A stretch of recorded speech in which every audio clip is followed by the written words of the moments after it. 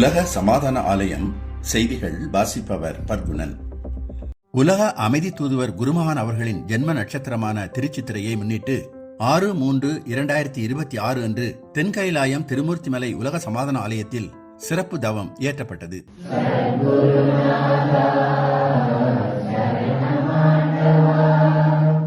முழு நல வாழ்விற்கான அற்புத யோக பயிற்சிகளை உள்ளடக்கிய மகாசக்தி யோகம் இம்மாதம் 6, 7, 8 ஆகிய 3 தேதிகளில் உலக சமாதான ஆலயத்தில் சிறப்பாக நடைபெற்றது. இதில் கலந்து கொண்ட அனைவருக்கும் குருமகான் அவர்கள் பயிற்சியின் இறுதியில் சான்றிதழ் வழங்கினார்கள். சர்வதேச மகளிர் தினத்தை முன்னிட்டு குருமகான் அவர்கள் உலக மகளிர் அனைவருக்கும் தமது நல்வாழ்த்துக்களையும் நல்ல ஆசிகளையும் தெரிவித்துக் கொண்டார்கள். சர்க்குருவே சரணம். வணக்கம், சந்தோஷம்.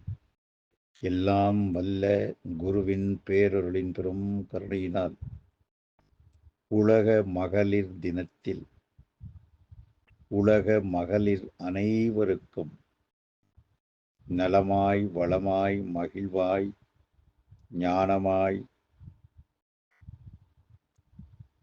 நிறைவாய், நீடோழி வாழ பரிபூர்ண நல்லாசிகள். பெண் இனம் உயர்ந்தால் மனித இனம் உயரும். ஆகவே பெண்கள் அனைவரும் எல்லா நிலைகளிலும் உயர்வு பெற பரிபூர்ண நல்லாசிகள். சந்தோஷம்.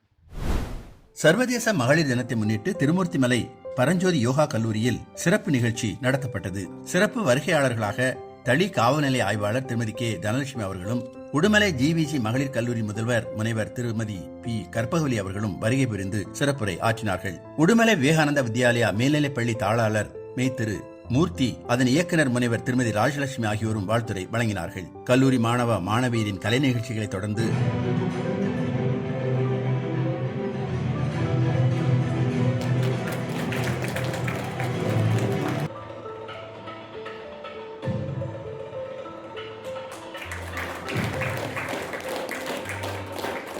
கல்லூரியின் ஆசிரியர் செல்வி பரமேஸ்வரி நன்றி கூற நிகழ்ச்சி சிறப்பாக முடிவடைந்தது.